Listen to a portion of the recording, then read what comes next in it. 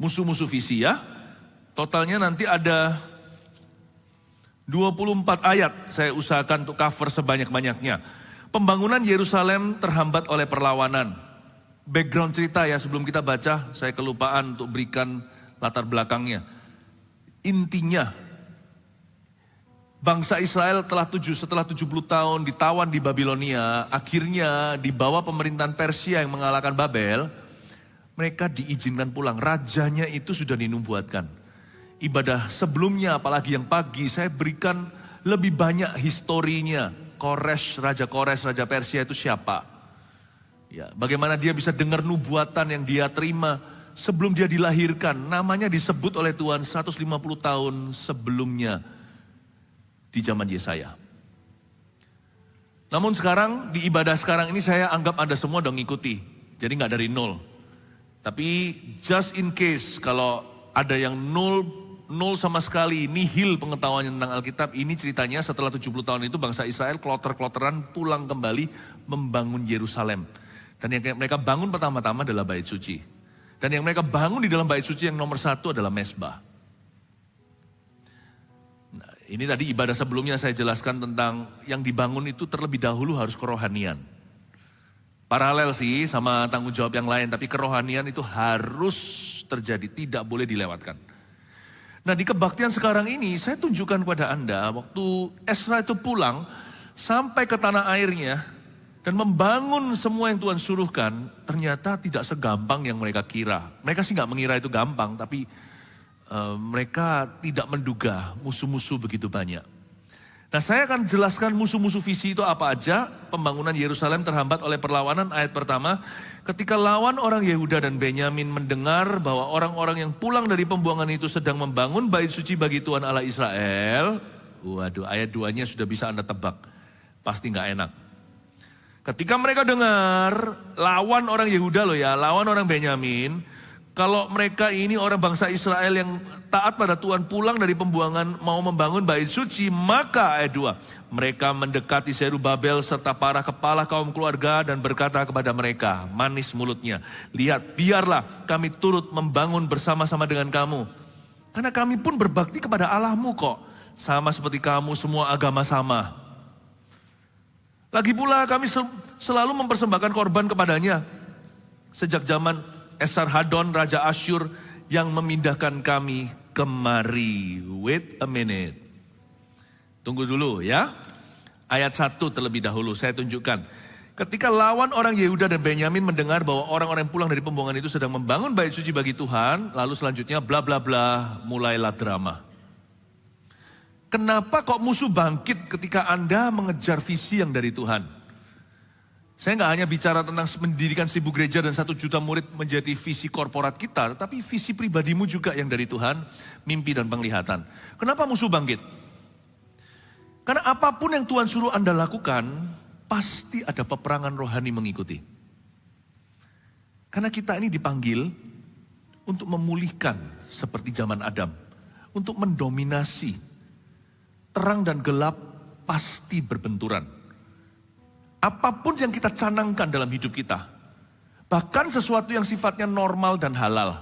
Anda mau bisnis misalnya, di luar sana pekerjaan, pasti ada persaingan. Mau gak mau pasti di luar situ berebut langganan. Mana ada sih bisnis yang baru grass, yang sama sekali belum pernah terdengar. Ada 1-2, tapi sebagian besar sudah ada. Mencari nafkah aja, ada perangnya. Mengapa begitu? Karena apapun yang Anda mau dominasi, apapun yang Anda mau rebut, apapun yang Tuhan katakan go and get it, ambil itu, sudah ada roh penunggunya. Jangan lupa loh, pada zaman itu sudah ada roh penunggunya. Bukan hanya roh-roh jahat, manusia juga. 70 tahun Yerusalem menjadi puing-puing, hanya diisi dengan segelintir orang, itu pun yang cacat, itu pun orang-orang yang sakit, dan pendatang-pendatang. Kebanyakan yang tinggal di sekeliling situ, di sarang lalat pikat. Yerusalem itu seperti kota hantu. Yang tinggal di sana itu banyakan orang Samaria dan mereka ras campuran. Yang ini loh yang nawarkan kerjasama. Itu hasil daripada perang dunia di sebelah sana. Lalu ketika jarahan telah terjadi, lalu tawanannya itu dipindah-pindah. Jadi kebijakan daripada kerajaan-kerajaan besar seperti Persia, Babilonia, Assyria, zaman dulu Asyur. Itu adalah tahanan-tahanannya itu dipindah-pindahkan seperti ini loh. Supaya tidak bangkit lagi, supaya tidak terjadi pemberontakan. Jadi yang tinggal di Yerusalem dan sekelilingnya adalah bukanlah penduduk Yerusalem asli. Mereka orang-orang yang pedagang liar. Kalau Anda punya satu properti, Anda mau bikin apa, nggak bisa. Di luar sana itu semarak dengan pedagang liar tanpa izin. Diusir juga susah. Tapi ini sudah 70 tahun. Mereka udah bercokol di sana. Apapun yang Tuhan katakan, itu untukmu, itu sudah menjadi milik orang lain dulu. Kecuali kalau Tuhan katakan jangan, itu istri orang lain, jangan diambil, itu suami orang lain, itu tidak halal. Tapi kalau Anda mau menjadi pengaruh, Anda harus lawan pengaruh buruk yang melawanmu. Kalau Anda mau memenangkan jiwa, Anda harus berhadapan dengan roh-roh jahat yang membelenggu dia dan keluarganya turun-temurun. Anda mau jadi berkat, tidak gampang, tidak semua orang suka Anda menjadi berkat. Tidak semua apresiasi loh, tidak semua menghargai kalau Anda itu mau jadi orang baik. Dunia tidak akan bertepuk tangan dan mendukungmu. Mereka akan pasti ada orang tertentu yang berkata, munafik, fanatik loh. Nggak mungkin aslinya begitu. Coba saya tunjukkan dan mereka akan membuatmu jatuh. Mereka akan berusaha sedemikian kerasnya. Karena silau sinar terang Injil di dalam diri Anda. Mereka tidak percaya Anda sungguhan berubah. Mereka akan berusaha membuktikan bahwa ternyata semua ini abal-abalan. You know when people, waktu orang mau menjadi orang baik aja susah di dunia ini. Apalagi mau jadi orang berpengaruh, apalagi mau jadi berkat, apalagi mau memenangkan. Karena lawan orang Yehuda dan Benyamin ada di sana. Bukan hanya berapa tahun, tapi puluhan. Roh penunggunya itu loh, orang-orang Samaria itu di situ. Dan mereka waktu pertama kali datang manis mulut, mereka menjadi saudara palsu. Ayat berikutnya tadi di ayat 2. Mereka berkata begini ya 2b. Biarlah kami turut membangun bersama-sama dengan kamu. Karena kami pun berbakti kepada Allahmu sama seperti kamu. Wah. Senjata setan seringkali yang melumpuhkan adalah rasa sungkan. Manusia itu aneh. Kalau kita semakin dewasa rohani, kita bukan jadi orang yang mengawang. Tapi kita bisa membeda-bedakan. Bukan berarti semua kemana-mana selalu curiga motivasi orang. Enggak sih. Relax saja. Kok nggak bisa nyantai gitu loh orangnya? Nyantai aja lah. Tapi kita harus semakin tidak mempan sama rasa sungkan. Aneh ya. Manusia itu kalau dikritik, kritikan membangun sekalipun bela diri dulu. Pokoknya yang sifatnya itu kritikan, sekalipun itu baik bagi kita, nggak semua kritikan itu membangun. Ada kritikan yang negatif memang tujuannya diluncurkan hanyalah untuk menghancurkan seperti rudal. Tapi ada kritikan itu yang seperti suntik vaksin. Sebenarnya itu baik bagi kita. Baik buat kehidupan. Tapi kita nggak bisa bedakan. Pokoknya kalau kritikan, kita defensif dulu.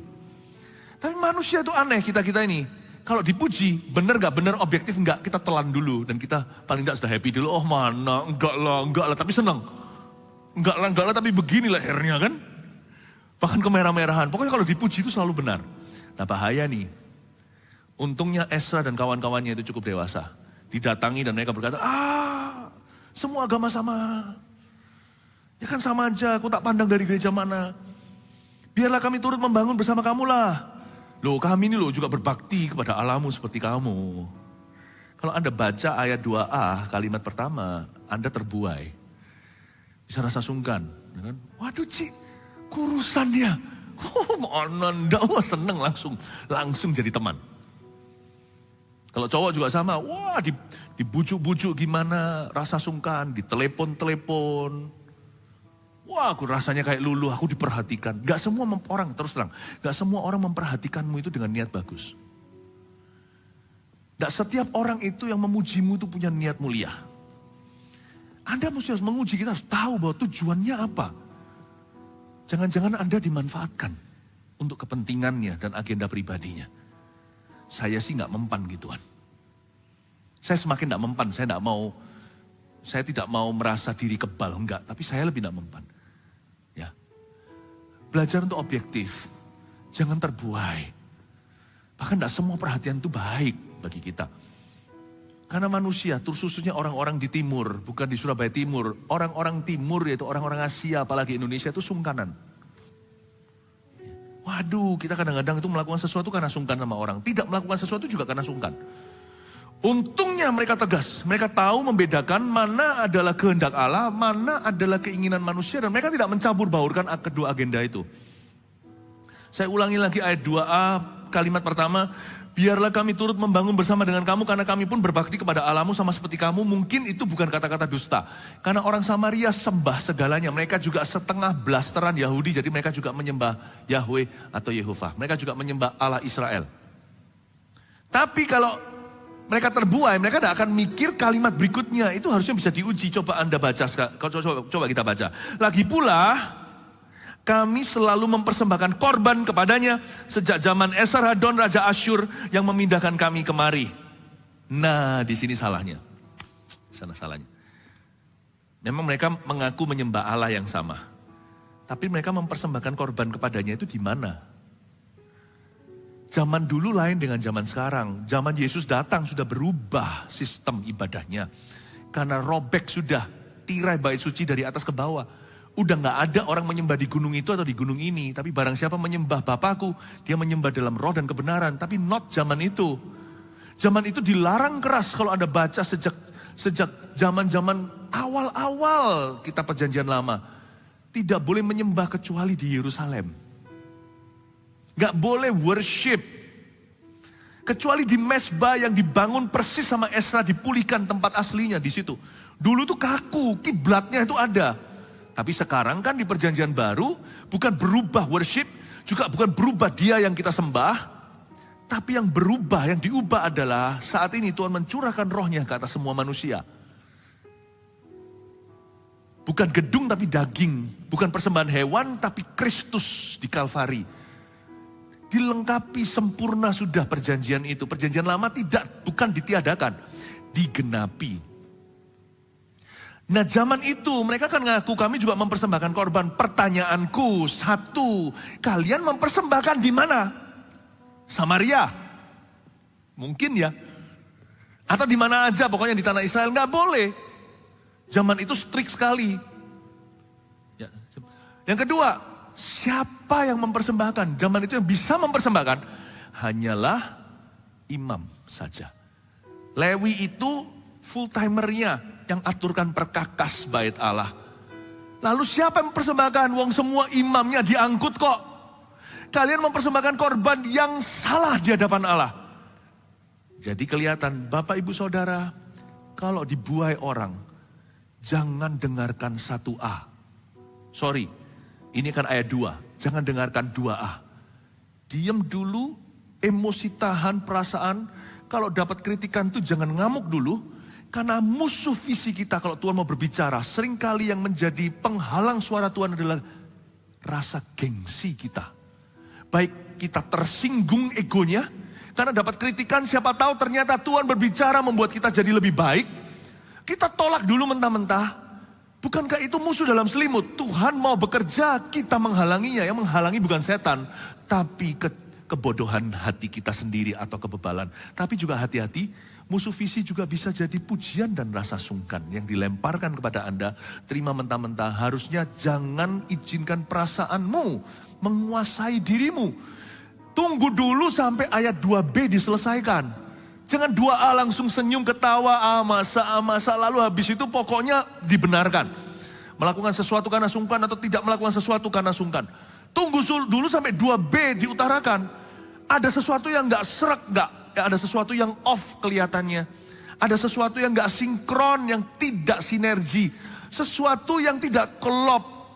Kenapa dia bilang kami menyembah Allahmu, tetapi dia melanggar firman Allah kita. Gak pas ini, gak pas. Ya. Gak pas.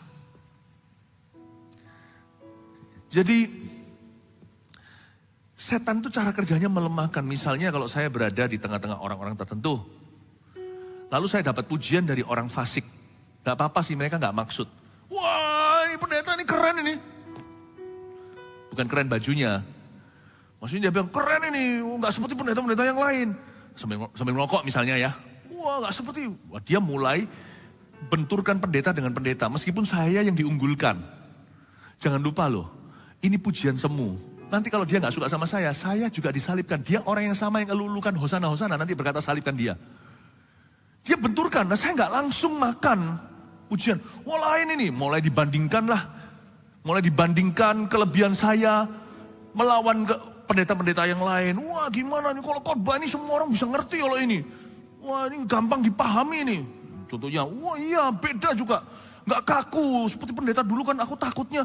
Kita kan selalu khawatir kalau ketemu pendeta gitu. Waduh kita harus gimana sama orang pendeta ini. Saya bisa apa adanya. Dia paham sekali dunia kita, dunia anak muda. Hati-hati jangan-jangan nanti saya direkrut. Tapi yang membuat saya lihat off, dia pujiannya ngomong begitu, tangannya pegang rokok terus. Kalau memang saya sungguh-sungguh khotbahnya berhasil terhadap dia, rokoknya sudah sirna. Kenapa kamu puji aku, tapi kamu melanggar firman yang kusampaikan? Bukankah saya ajarkan jangan kecanduan? Bukankah saya ajarkan jangan gosip ria sekalipun kali ini aku yang diunggulkan? Ngapain kita banding-bandingkan orang kan berkali-kali kalau saya memberikan pengajaran, jangan saling membandingkan. Semua gunung diratakan, lembah ditutup, minder nggak boleh, sombong jangan. Saya pikir-pikir lagi nggak klop ini. Daging saya sih happy, wow, iya ya, saya pendeta yang beda ya. Wah. Tapi roh saya berkata kalau memang lu beda, introspeksi buat saya perlu puasa. Jenis ini mungkin nggak bisa diusir kecuali puasa. Yang lainnya doa sudah dijamah Allah. Yang ini saya perlu puasa kali. Kalau memang aku sehebat yang kau katakan, kan kamu sudah bertobat. Saya bilang, oh caranya jangan ditengking. Dalam nama Yesus, wah tambah dia ngamuk. Saya biasanya bilang, oh enggak lah. Setiap pendeta ada kelebihan kekurangannya. Udah langsung netralkan. Langsung disuntik. Kasih vitamin Tuhan. Oh enggak lah, bukan begitu, enggak. Ya memang kebetulan waktu itu yang saya sampaikan memang adalah untuk Anda. Nanti kalau ada orang lain juga kan pasti, wah ini rendah hati ini. Oh, enggak, udah, langsung alirkan, gak usah berdebat. Saya langsung bilang sama dia, gimana mamanya atau gimana rokoknya. Saya enggak akan singgung ke situ. Tapi juga ada yang begini sih, kelihatan saya, Pastor Philip. Langsung, wow, kayak Michael Jackson, langsung bisa nari kakinya. Tapi matiin rokok. Ada banyak, ada yang, oh iya Pastor Philip. Ada juga yang begitu. Beda-beda respon. Jangan gampang terbuai. Waktu itu saya dipuji di depan banyak orang. Saya nggak terbuai. Saya nggak akan sungkan. Supaya saya jangan dilemahkan. Karena saya sungkan rasa dia puji saya kecanduan sama pujiannya. Wah lain kali saya nggak berani tegur dosanya. No. Dia datang lagi saya akan tegur. Dia bertobat saya kasihi. Saya terpisah dari pujiannya, saya terpisah dari kritikannya. Apa yang baik ku terima. Ujilah segala sesuatu, jangan remehkan apapun. Peganglah yang baik. Bapak Ibu Saudara, jangan Anda biarkan perasaanmu menguasai akal budimu ketika harus memikirkan apa yang jadi kehendak Tuhan. Jangan lakukan sesuatu karena sungkan. Jangan tidak melakukan sesuatu karena sungkan. Karena kita punya allegiance atau loyalitas adalah pada firman Tuhan. Saya ngomong ini bukan jadi orang yang keras ya. Ada juga orang yang begini, Kristennya merasa diri seperti Farisi, serang kanan kiri, langsung cap sana, label sini. Jangan begitu juga. Jadi orang itu lemah lembut aja. Tapi berprinsip. Tengahnya itu kaku. Jangan sampai tabrak tengah saya. Tabrak tengah saya ini besi atau baja. Dong. Tapi pinggirannya ini fleksibel. Pinggirannya ini rumbai-rumbai. Jadi sama orang itu yang bisa toleransi, bisa fleksibel. Jangan kaku, jangan keras, apalagi kasar. Tapi prinsipmu tidak boleh lembek dan tergantung keadaan. Prinsip itu harus kuat. Kalau enggak, Anda tidak bisa mencapai visi apapun yang Tuhan katakan di hidupmu. Pasti semua enggak jadi. Karena dibutuhkan orang yang berpegang pada kebenaran, yang bersabuk ikat pinggangkan. Kebenaran yang akan sampai ke tujuan, tidak tabrakan. Yang ditabrak apapun juga karena pakai seat beltnya tidak akan binasa visinya. Dibutuhkan orang-orang yang mantap. Saya berdoa jemaat gereja Mawar Syaron tercinta dan keluarga Saat Teduh yang mendengarkan supaya Anda semua dewasa rohani. Rabu, Sabtu, Minggu. Sabtu, Minggu kadang-kadang juga Sabtunya ada Army of God dan sebagainya. Saya terus kasih Anda firman untuk bertumbuh dan biarkan Roh Kudus, biarkan Tuhan yang memberikan pertumbuhan. Saya berdoa agar jemaat ini dimanapun Anda di masyarakat, Anda menjadi orang-orang yang berprinsip, menjadi leader-leader dalam kebenaran. Dan setiap Anda akan mencapai visi dan melampaui apa yang Tuhan telah, semua tantangan di depan Anda akan mencapainya bersama dengan Tuhan, bisa mewujudkan mimpimu. Yang percaya kasih tepuk tangan untuk Tuhan. Haleluya. Ayat 3, tetapi Zerubabel, Yesua, dan para kepala kaum keluarga orang Israel yang lain berkata kepada mereka, bagus ini. Zerubabel, Yesua, para kepala kaum keluarga, ngomong gini sama mereka yang menawarkan kerjasama atau kongsian. Bukanlah urusan kita bersama, sehingga kamu dan kami membangun rumah bagi Allah kami. Karena kami sendirilah yang hendak membangun bagi Tuhan Allah Israel, seperti yang diperintahkan kepada kami oleh Kores, raja negeri Persia. Dibutuhkan seorang pria pejantan, secara rohani maksudnya, wanita juga bisa. Bukan gender, tapi ini bicara tentang karakter. Dibutuhkan seorang pria pejantan, untuk bisa berkata no kepada sesuatu yang off, tidak klop dan salah, sekalipun dibuai sungkan. Perlu seorang wanita kalau pacaran, kalau pacarnya ajak ke tempat-tempat gelap sendirian, contohnya, mau dia baik kek, mau masa depan Anda, mau Anda nanti susah cari jodoh lagi setelah ini, Anda harus bisa berkata no honey, no thank you. Antara no honey atau no honey, dibutuhkan ketegasan. Mereka menolak mentah-mentah loh, Anda baca. Padahal kalau Anda tahu, ya mungkin ini kan orang-orang bule. Enggak, orang-orang Israel itu timur tengah. Barat juga enggak, timur juga enggak, tengah ya kan, ke timur-timuran. Makanya Yesus itu dilahirkan di situ tuh secara manusia, cara pemahaman saya itu sangat ada hikmatnya. Tuhan Yesus kalau dilahirkan Caucasian atau sebagai orang Eropa, kita semua akan berkata white man religion, agama orang putih. Kalau Tuhan Yesus munculnya mata Hokian atau Horas, nanti orang-orang bule tidak relevan. Dia persis ada di tengah, timur tengah. In the middle of it all. Tahu nggak orang-orang Yahudi itu kayak orang Barat, kayak orang bule. Tetapi lihat mereka punya kebudayaan. Lihat cara mereka, orang Arab misalnya. Itu kan kayak orang bule juga. Tapi cipiki, semua so eastern. Sangat timur sekali kebudayaannya, hospitality. Lain Bapak Ibu. Beda yang namanya hospitality Asia dengan Eropa itu beda. Asia itu number one. Naik pesawat aja kerasa kok. Kalau itu airliners Asia gitu beda. Beda. Ya. Yesus itu timur, di timur tengah. Di middle and east. Bapak Ibu saya beritahu bahwa mereka adalah orang-orang yang punya kebudayaan gak terlalu jauh berbeda sama kita. Sungkanan. Orang Barat gak gitu, terus terang apa adanya, straight to the point. Well, I don't like you. Wah kalau di sini, kok gitu. Makanya gak gampang keluarga yang totok sekali, yang sangat Asia misalnya, ya, yang betul-betul kesukuan. Lalu dapat menantu orang bule itu gak gampang, dibutuhkan sangat besar toleransi dan flexibility. Karena bisa aja datang dan berkata sama papa mamanya, misalnya kalau saya ada mantu bule nanti, hey Phil, mati aku, dipanggil Phil. Ya kan? Jadi kayak begitu. Tapi mereka ini sungkanan. Kenapa saya ceritakan panjang lebar ini? Supaya saya ajak Anda melihat bahwa yang berbicara Zerubabel dan kawan-kawannya berkata, tidak, itu bukan dari culture, itu dari karakter. Bukan dari kebudayaan, tapi dari karakter. Salah satu tanda orang dewasa itu bisa membedakan benar dan buruk, baik dan jahat. Bisa membedakan bahkan lebih tipis lagi ya. Ini kayak keju tipis, ditipisin lagi itu yang lebih hebat ini. Bisa membedakan yang mana yang benar, bedakan antara benar dan baik. Kalau baik dengan jahat bisa, benar dari salah bisa, benar sama baik bisa bedain enggak? Ini baik, tapi ini yang benar, ini kehendak Allah. Ini yang oke, tapi ini kehendak Allah yang sempurna. Can you distinguish? Bisa membedakan enggak? Ini mereka bicara dari karakter orang Timur Tengah. Zerubabel dan Yesua dan para kepala kaum keluarga orang Israel. Zerubabel, Yesua di sini tuh sama yang di kitab Sakaria, ada 2 kandil itu loh. Ada 2, di kandil yang ada 2 itu, satu hamba Allah di dunia ini, satu Zerubabel, satu Yosua, ya Yosua ini imam besar, yang satu lagi gubernur. Nah, saya ajak Anda untuk melihat, kalau itu adalah korporat, misalkan keluarga yang kebal selingkuh seperti apa? Yang papa maupun mama tidak buka celah. Tidak bisa tembus.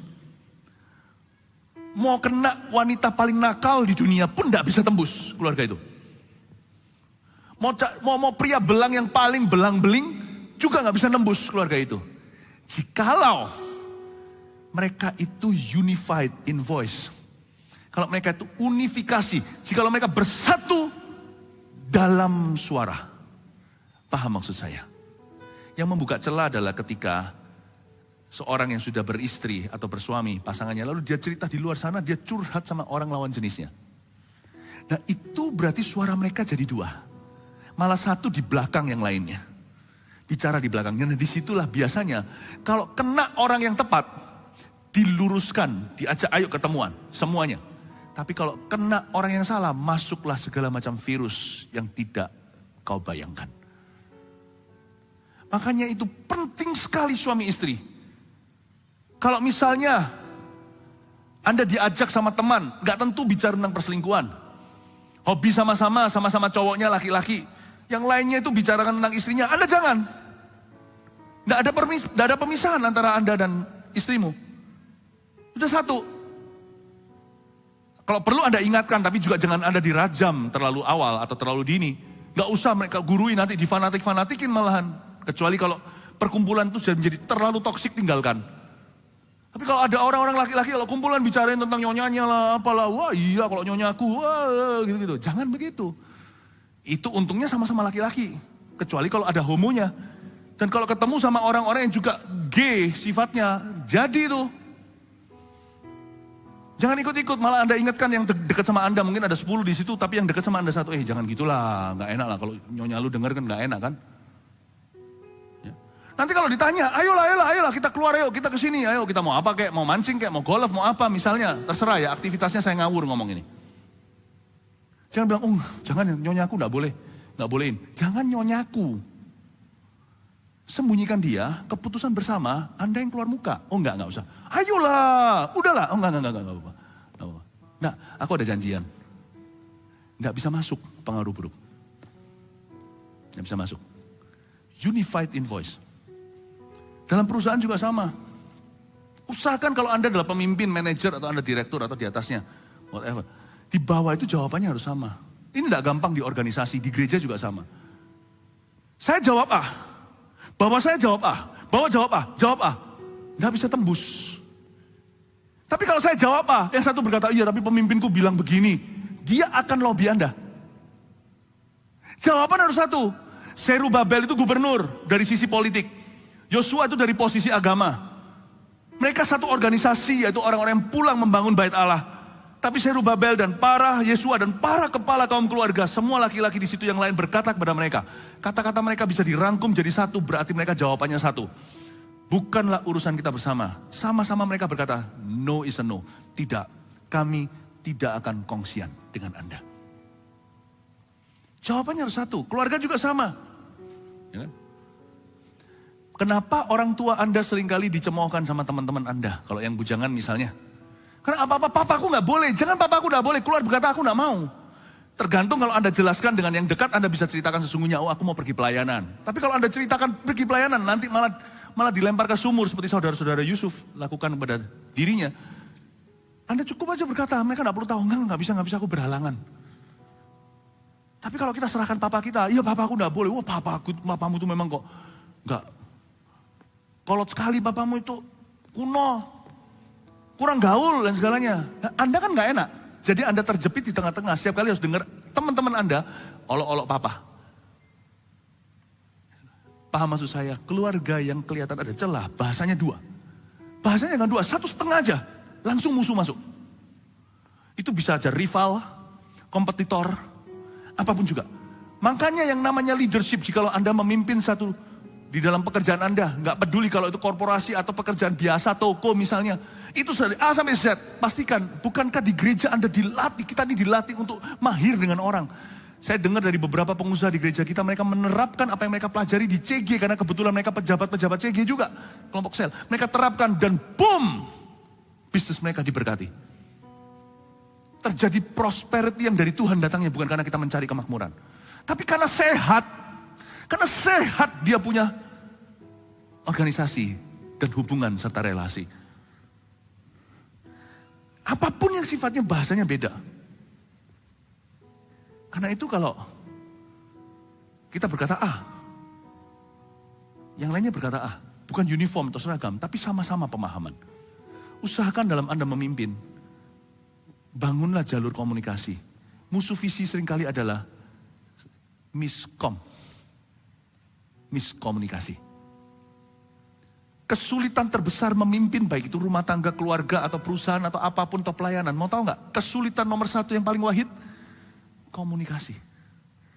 Banyak hal itu salah jalan karena salah komunikasinya, atau belum dikomunikasikan. Bahkan perceraian pun terjadi karena miskomunikasi. Padahal nanti kalau dikonselingi, ternyata nggak serumit itu. Ternyata perspektif cara pandang aja yang beda. Kalau kita datang ke orang-orang majusnya Allah. Bapak ibu saudara, miskomunikasi itu bahaya loh. Itu bisa menjadi musuh-musuh visi kita berikutnya. Ya, bahasa itu harus satu. Makanya saya lagi ajar juga yang ada di dalam pelayanan saya. Yang langsung berkenaan. Oke. Jangan bertanya, oh ya nggak tahu tapi pemimpinku bilang begini, gitu-gitu. Ya aku enggak tahu sih. Jawab, kalau saya satu front saya itu saya berkata ini. Jawabnya sama. Oh enggak. Dia enggak perlu tahu, Anda tahu sebanyak apa. Itu urusan dalam organisasi. In-house you see. Anda cuma berkata, no. I agree with my leader. I see it the same way, bukan jadi yes man ya. Tapi setelah satu proses bersama, harusnya kita bisa berdiri teguh. Bukan uniformity atau keseragaman, tapi unity atau persatuan. Kita harus bisa berkata tidak. Suami istri juga sama. Kadang-kadang di dunia sana itu seperti Ishak alami atau seperti Abraham. Anda kan tahu kan, ada raja Kanaan senang sama bini atau senang sama istrinya. Yang membuat mereka akhirnya, mereka worry setengah mati, ciptakan dusta lah segala. Ngapain kalau andai kata itu terjadi pada Anda, di dunia kerja juga bisa. Apalagi kalau Anda suami dan istri kerjanya beda. Lalu di dunia sekuler itu kan gak ada peraturan permainan, tidak ada kerohanian. Misalnya, istri Anda seperti Ishak punya istri, Ribka, atau seperti Sarah, elok parasnya. Oh bisa aja, jangan khawatir diambil orang. Atau sebaliknya suaminya, nggak usah. Hubungan itu baik, ada Kristus di tengah. Tali 3 lembar kata pengkhotbah, susah patah. Ya. Nah, kalau sampai ada yang mencoba untuk nembak-nembak, coba-coba. Ini kan zaman edan. Nggak usah, pulang malah marah bertengkar antara suami istri. Cemburu tidak mempererat. Kecuali kalau memang memberikan alasan untuk kecemburuan. Dilihat teleponnya, telepon terus sama sebelah situ. Nggak ada hubungan kerjaan, nggak ada urusan. Tapi kalau nggak usah berantem. Mau tahu nggak cara terbaik untuk menampar orang-orang yang coba-coba? Tak ceritain, gampangnya gini. Suami istri sama-sama mentertawakan orang itu. Psst, apinya langsung padam, digerujuk air sejuk. Apalagi kalau ketemu. Oh ya nggak usah ketawain, nanti orang marah kan, tersinggung kan. Ngobrol segalanya. Nggak usah kayak dipegang deket-deket, nggak perlu juga. Ketara kalau tidak secure, tidak ada yang lebih cepat untuk masuk virus kecuali ketika ketidakamanan diendus. Gak usah sok-sok romantis juga gak perlu di dalam tempat kerja. Kalau ketemu sama orangnya, entah itu mungkin bosnya kayak atau rekan kerjanya atau whatever. Tunjukkan aja pernikahan yang sehat dalam Tuhan. Gak ada bisa lebih mematikan waktu mau doa, makan doa bersama-sama. Bukan tunjukkan. Mungkin sebelah sana ngintip. Tuhan Yesus terima kasih, amin. Gak bisa ditembus ini. Mereka bersatu. Apalagi, oh iya, God bless you ya, okay bless you. Setelah itu langsung pergi. Kelihatan mereka kompak sekali bicara. Sudah gak bisa ditembus. Predator akan cari mangsa berikutnya. Dan itu bukan istri atau suami Anda. Semoga ini nangkap dan relevan. Karena zaman sekarang ini zaman edan, anything goes. Orang nggak mendapatkan alasan, pintu masuknya mana nggak bisa ketemu. Karena Anda sepakat. Zerubabel, Yesua. Baik itu pernikahan atau apa, kalau ini bukan pernikahan. Tim harus kompak. Jawaban itu harus satu. Keluar sana itu bahasanya gini. Kami. Paham maksud saya? Bahasa teamwork itu kami. Kalau sudah kami, dia nggak bisa lobby kanan kiri. Kami itu berarti all of us. Tapi di dalam bahasanya jangan I, me, aku. Tapi kita. Kalau di dalam itu bahasanya kita. Ya apa ya? Kalau kita bicara sama pasangan kita lebih baik, sebaiknya gimana ya kita ya? Tapi kalau keluar, ini keputusan kami. Papa mama juga sama kalau di hadapan anak-anak yang mudah memanipulasi. Anak kecil kan nggak ngerti boundary. Kenapa kadang-kadang anak bisa menjadi alasan pertengkaran antara sepasang suami istri? Karena papa mama nggak kompak. Kalau memang harus ada gegeran, bukan gegeran, kalau ada argumentasi, tutup pintu anak di luar sana, bicara sampai akhirnya mencapai kata sepakat, kita sepakat. Nanti keluar sama anak, kami, berarti papa mama. Nggak usah coba lobby papa atau mama, semuanya sama, kami itu kita. Bahasa keluar itu kami.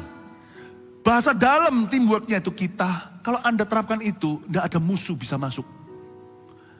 Dan ini bukan menara Babel yang dikacaukan Tuhan karena memang mereka salah. Tapi ini persatuan yang Tuhan inginkan di Mazmur 133. Apapun nanti yang kau buat, ada aliran sungai yang menjadikannya. Orang kalau bersatu itu anything is possible. Menara Babel kan begitu. Apapun yang mereka lakukan sekarang jadi mungkin. Mau mendaki ke Allah pun bisa, tapi kan Allah tidak berkenan jadi dikacaukan. Sekalipun unity mereka seolah-olah sempurna. Tapi kalau kita dikenan oleh Allah dan kita bersatu, apapun yang kau lakukan Bapak Ibu, organisasi, kayak pelayanan, whatever it is, kalau Anda sepakat pernikahan, rumah tanggamu, apapun, pasti jadi mungkin. Kekuatan persatuan. Musuh visi itu di sini. Dan musuhnya musuh visi ya persatuan. Kalau Anda bersatu, matilah musuhmu. Nggak bisa apa-apa, nggak berkutik. Mau disuntik kiri kanan nggak bisa. Berkembang semakin mengembang kanan ke kiri dan keturunanmu memperoleh bangsa-bangsa. Nggak bisa. Amin Bapak Ibu Saudara. Ya, jadi kita harus mengerti kenapa kok cita-cita kita nggak tercapai ya. Goal-goal kita nggak kesampaian. Kenapa mimpi kita itu kok prematur semua ya berguguran. Sekarang coba renungkan. Mungkin ada bolongnya mimpimu itu. Ya, semoga ini Anda mendapat berkat. Semoga apa yang saya sampaikan ini bisa memberikan suatu penerangan. Lanjutkan di ayat yang, tetap di ayat yang ketiga. Anda lihat ya, baca sekali lagi, tetapi Zerubabel, Yesua dan para kepala kaum keluarga orang Israel yang lain berkata kepada mereka, bukanlah urusan kita bersama sehingga kami dan kamu membangun rumah bagi Allah kami. Kan ditolak mentah-mentah kan. Lalu kalimat berikutnya, coba digaris bawah, karena kami sendirilah yang hendak membangun bagi Tuhan. Kata kami sendirilah di Alkitab saya garis bawah. Kami sendirilah, we alone. Ini bukan eksklusif, tapi selektif. Tapi coba Anda pelajari, dari kata kami sendiri yang akan membangun itu bukan angkuh, bukan pride atau kesombongan. Tapi sebuah kepastian, dia selektif tahu siapa yang akan membangun dengan dia, siapa akan mewujudkan cita-citanya. Kadang-kadang menolak sebuah tawaran kongsian itu itu adalah sebuah langkah iman. Ada banyak orang kalau Anda dengar di luar sana ya, kerjaannya sebenarnya bagus. Ini orang udah sukses sekali. Tapi karena dia terlalu berambisi, kerjaannya itu dari A sampai Z ada dan tidak sinergi.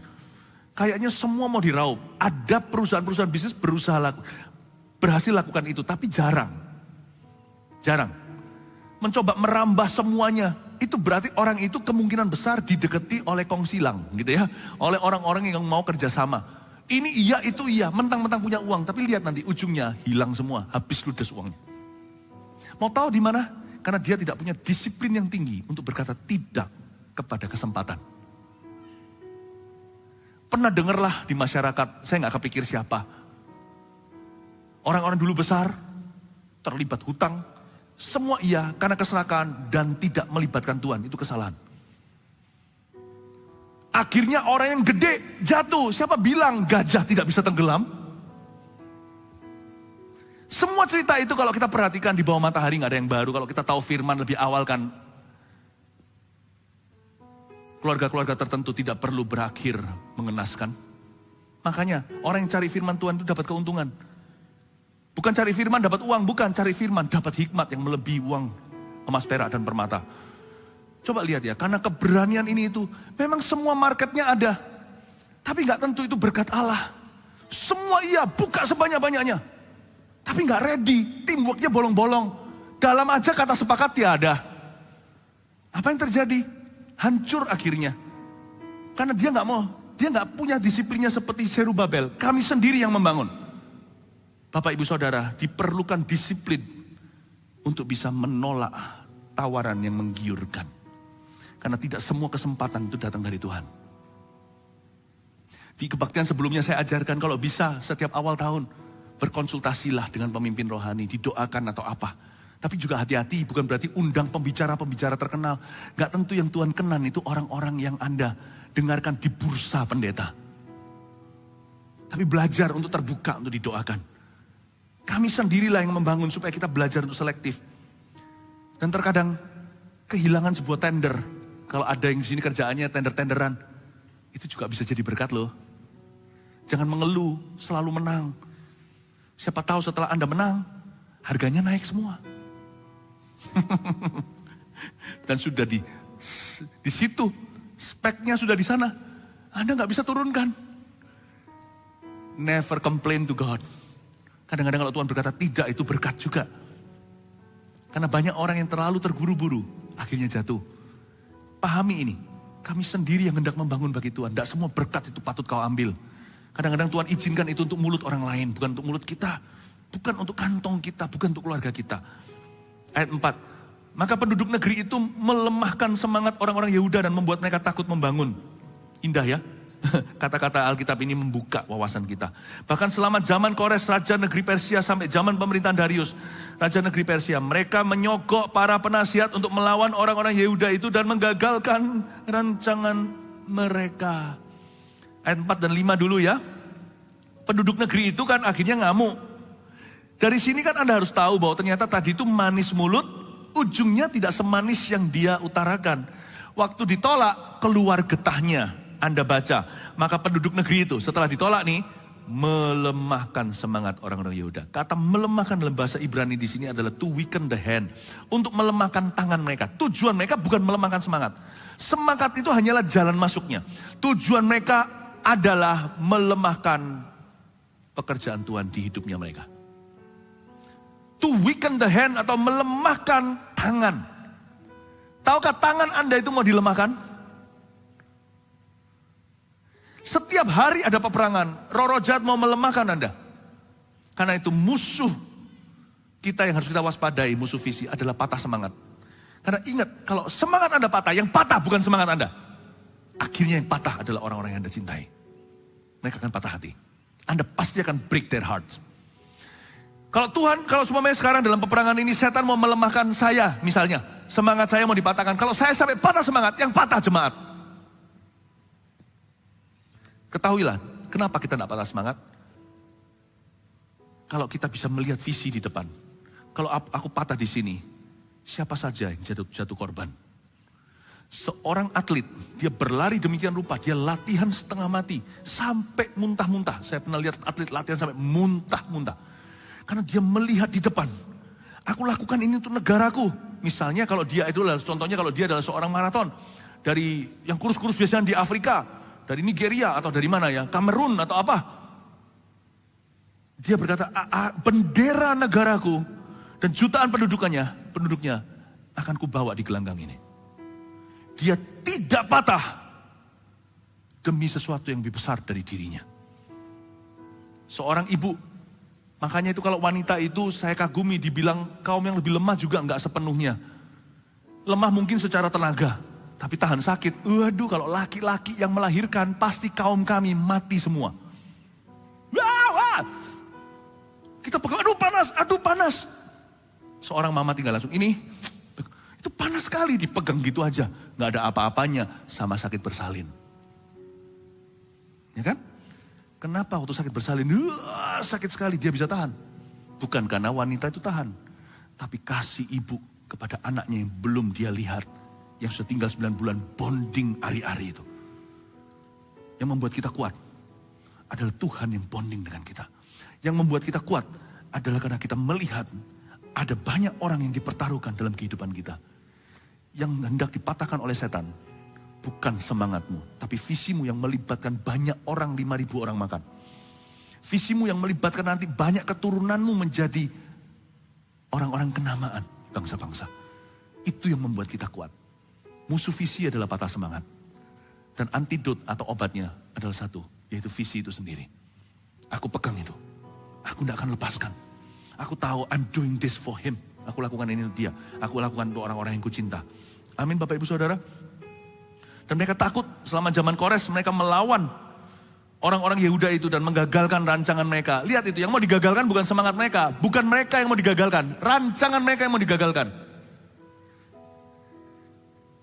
Saya lihat ya, tak kasih tunjuk sesuatu. Saya pernah lihat satu orang gila. Kasihan sekali.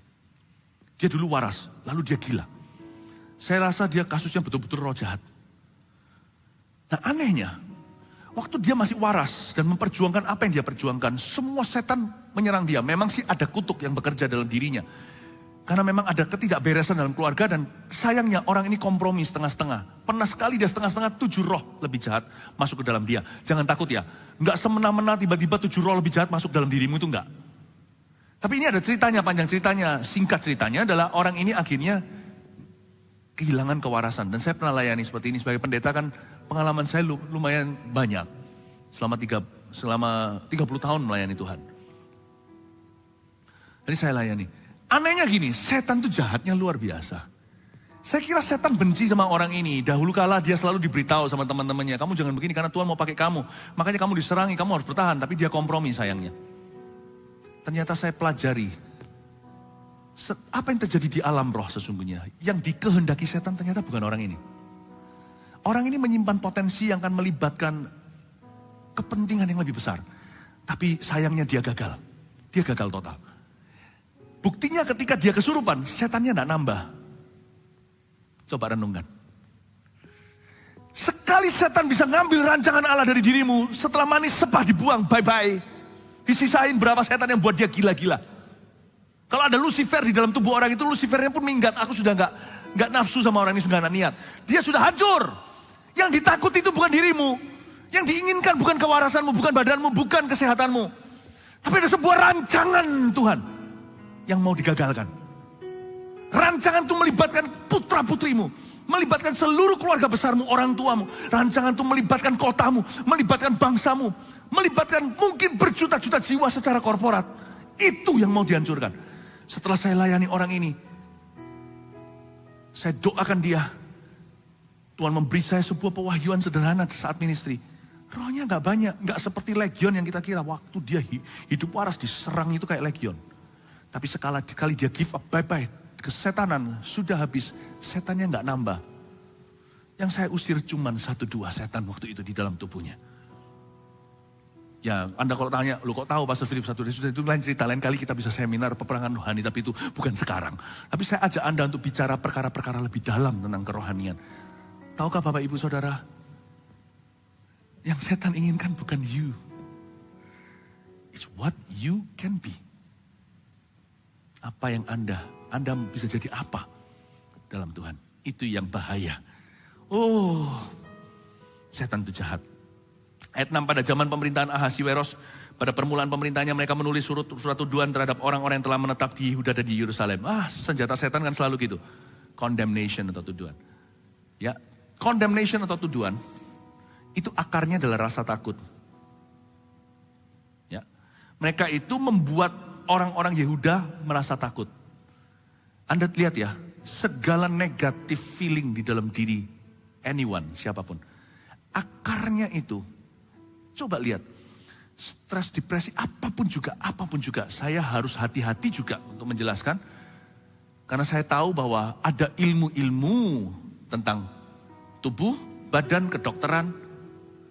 Ada ilmu-ilmu kejiwaan, tapi sebagai seorang rohaniawan, saya melihat sampai spiritnya, bahwa sebenarnya akar semua negative thinking dan negative feeling. Are you ready? Simple ini. Bukan benci, bukan hatred. Bukan itu. Bukan khawatir, bukan cemas, bukan.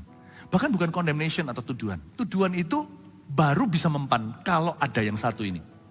Fear. Takut. Makanya yang Yesus bebaskan waktu dia mati adalah rasa takut akan maut. Jangan takut. Aku besertamu. Itu kata-kata paling indah bagi dunia. Immanuel, Allah beserta. Namanya itu loh beautiful. You deserve me being with you. Karena Immanuel itu berarti kau layak mulai hari ini karena darahku. Bahwa aku akan bersama denganmu 24 jam sehari. Itu Yesus. Jangan takut. Dan mereka dituduh. Mempan nih. Oke, kita udah tuduhannya nanti Anda baca. Aduh, ridiculous, konyol sekali. Ini kalau saya jelaskan itu bisa berjam-jam. Tuduhan mereka itu loh. Saya bisa tunjukkan dari sini taktik setan untuk menggagalkanmu. Tapi karena waktu saya tidak akan bahas. Oke? Tapi semoga dengan apa yang saya ajarkan, cara saya baca Alkitab gini sedikit memicu Anda.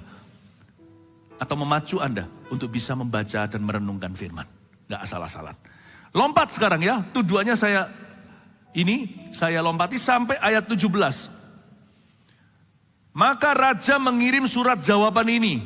Berikutnya, jawaban raja ternyata memojokkan umat. Berarti senjata musuh berhasil. Gimana? Katanya Tuhan lindungi. Katanya ini proyek Tuhan. Tulis surat sama raja, bukan Raja Kores, ini sudah raja berikutnya. Mempan. Akhirnya izin dicabut, maka raja mengirim surat jawaban.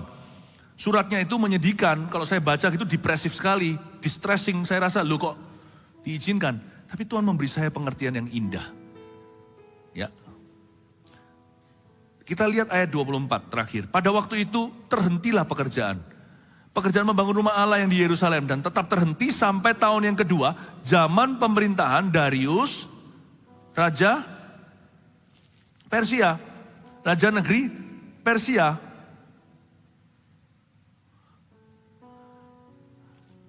Sampai ganti raja pemerintahannya. Berarti apa yang tuduhan setan sama umat Tuhan melalui orang-orang yang jahanam ini seolah-olah berhasil. Dan sekali berhasil dia menghentikan 15 tahun pembangunan bait suci. Oke? Karena sampai ganti raja loh ya. Sampai ganti kebijakan. Jadi mempan. Kok bisa? Tuhan kasih saya pengertian sederhana. Visi itu tidak bisa mati. Kalau itu sudah keluar titahnya dari Tuhan, cepat lambat. Kadang lambat, nantikanlah. Kata Habakuk, itu pasti akan digenapi. Jadi dari sini, jangan cepat-cepat kasih medalinya ke setan. Memang dia berhasil untuk delay the work. Dia berhasil untuk memperlamban. Atau memberikan sebuah gangguan teknis. Seperti seolah, misalnya kalau kita ada sesuatu lalu ada gangguan teknis. Pernah kan di TV tapi jarang, lalu sebentar saja sekalipun 15 tahun. Buktinya nanti bait suci itu mengalami kebangunan rohani. Kalau Anda baca di akhir-akhir Esra, di Nehemia juga. Mengalami kebangunan rohani. Setan hanya bisa write this down, tulis ini. Setan hanya bisa delay your work, not defeat it. Setan hanya bisa memperlamban. Tidak bisa mengalahkan. Ya? Sama seperti kalau kita doakan orang kerasukan itu ada yang didoakan satu kata langsung keluar. Ada yang didoakan orang tertentu didoakan sampai setengah jam. Setengah jam udah lumayan. Beberapa orang doain sampai berjam-jam. Makanya itu harus tambah urapan. Supaya jangan sampai kita itu bergelut sama setan. Makanya itu jenis ini gak bisa diusir kecuali doa dan puasa. Banyak luangkan waktu dengan Tuhan supaya kita punya otoritas iman. Tapi meskipun demikian beda-beda juga. Ada peperangan di udara yang gak kelihatan. Ada roh jahat di udara, pemerintah-pemerintah di udara, penghulu-penghulu dunia yang gelap, roh jahat. Ada. Jadi memang bukan berarti setan itu ada gimana, tapi setan itu punya berbagai sub. Dan kita tahu bahwa dalam kita itu menggenapi visi whatever it is di dalam kehidupanmu, Anda pasti ketemu dari mereka-mereka ini salah satu. Pasti ketemu. Dan ini dibutuhkan orang yang berserah sama Tuhan untuk bisa mengalahkan mereka, orang yang percaya firman. Bapak Ibu Saudara, pada akhir kata, setan hanya bisa memperlambat. Dia tidak bisa mengalahkan. He can only delay your work. Tapi setelah itu resume kembali malah justru dengan new heightened glory, dengan kemuliaan yang jauh lebih tinggi. Jadi aplikasi mana? Apa? Ketika sesuatu di dalam hidupmu yang berupa mimpi penglihatanmu itu terhambat, please jangan minggat. Kalau terhambat, stay there. Tekun. Jangan gampang give up atau menyerah. Terlambat boleh, jangan minggat dari hadirat. Janganlah Anda minggat dari hadirat Allah. Orang Kristen yang mudah kecewa, itu orang Kristen yang diperlambat, langsung berbalik melawan Allah. Lah, kita ini di tim siapa? Dikit-dikit kok kecewa sama Tuhan. Dikit-dikit kok kita itu marah sama Allah. Bukannya kalau kita di sisinya, kita harus tekun. Karena kita dibuai dengan sebuah perasaan. Allah kan maha kuasa, kalau dia mau kan bisa. Saya ngerti, tapi ini peperangan Anda. Peperangan Yesus sudah selesai di kayu salib. Tapi sekarang kalau kita berjalan dengan Yesus, kita pun akan menemukan kemenangan. Tambah hari kita akan tambah authority, tambah kuat otoritas iman kita. Jangan terburu-buru, give yourself some time to grow. Kasih waktu untuk dirimu sendiri untuk bertumbuh. Jangan tergesa-gesa. Tuhan sudah menang, tapi kita sekarang jalan sama Tuhan. Terus jangan menentang Tuhan karena terhambat rencananya. Visi mimpinya belum terjadi. Why? Kalau gitu kan bukannya harusnya kita bukan minggat, malahan mendekat. Amin Bapak Ibu Saudara. Musuh-musuh mimpi adalah cabut terlalu cepat. Jangan. Iman itu bukan hanya spontan dan instan. Iman itu juga tekun dan sabar. Saya berdoa dalam nama Yesus. Visi dan mimpi penglihatan Tuhan dalam kehidupanmu. Pasti satu persatu akan terjadi. Tak terlambat pertolongan darimu Tuhan. Da-da-da-da. Da-da-da-da. Dan amin. Mari kita semua bangkit berdiri. Erat ku pegang seluruh firman dan janjimu, Yesus. Kau bekerja mendatangkan kebaikan. Kau bekerja mendatangkan kebaikan. Dengan iman ku nyatakan sekarang, dan langit pun takkan jadi batas bagi yang berharap